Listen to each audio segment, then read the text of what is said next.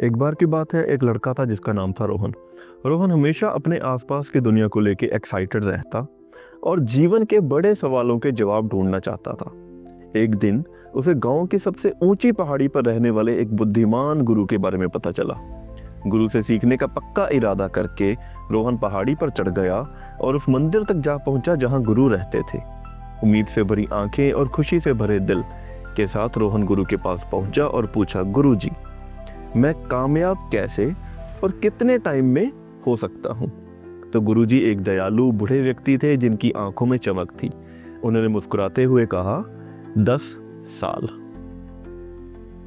अब रोहन का इरादा और भी मजबूत हो गया। उसने फिर से पूछा कि अगर मैं और भी मेहनत करूं गुरुजी, तो मुझे कामयाबी कितने टाइम में मिलेगी? गुरुजी एक पल के लिए रुके और फिर बोले, 20 साल, यानी कि 20 ईयर्स। रोहन हैरान था लेकिन फिर भी पक्का रहा। उसने पूछा, गुरुजी, अगर मैं पूरी तरह से अपने आप को समर्पित कर दूं, तो मुझे कामयाबी पाने में कितना टाइम लगेगा? गुरुजी धीरे से मुस्कुराए, सर हिलाते हुए बोले, 30 साल, यानी कि 30 ईयर्स। रोहन का हौसला थोड़ा गिर गया और उसने अपनी उलझन व्यक्त की, गुरुजी, मैं समझ नहीं पा रहा। जितना अधिक मैं मेहनत का वादा करता हूँ, आप उतना ही अधिक समय बोल रहे हैं। तो गुरुजी ने एक शांत मुस्कान के साथ रोहन को कहा कि जब तुम्हारी एक आंख लक्ष्य पर टिकी रहती है, तो केवल एक आंख ही रास्ते पर होती है। गुरुजी के इन शब्दों ने रोहन को सोचने पर मजबूर कर दिया। उसने महसूस किया कि इन शब्दों में कोई गहरी बात छिपी हुई है। उसे समझ में आया कि केवल अंत परिणाम पर ध्यान केंद्रित करना उसे सच्चे ज्ञान तक नहीं पहुंचाएगा। इसके बजाय उसे खुद यात्रा को अपनाना होगा। इसके उतार चढ़ाव के साथ इसका आनंद लेना होगा। अब गुरुजी ने समझाते हुए कहा, कल्पना करो कि तुम एक बड़े पेड़ के ऊपर चढ़े हुए हो। तुम्हारा लक्ष्य है उस पेड़ की चोटी पर लगे हुए मीठे और रसीले फल को खाना। लेकिन अगर तुम केवल फल को देखकर यह सोचते रहोगे कि जब तुम उसे पाओगे तो कितना आनंद आएगा, कितना लाजवाब होगा, तो तुम अपना बैलेंस खो सकते हो और गिर सकते हो।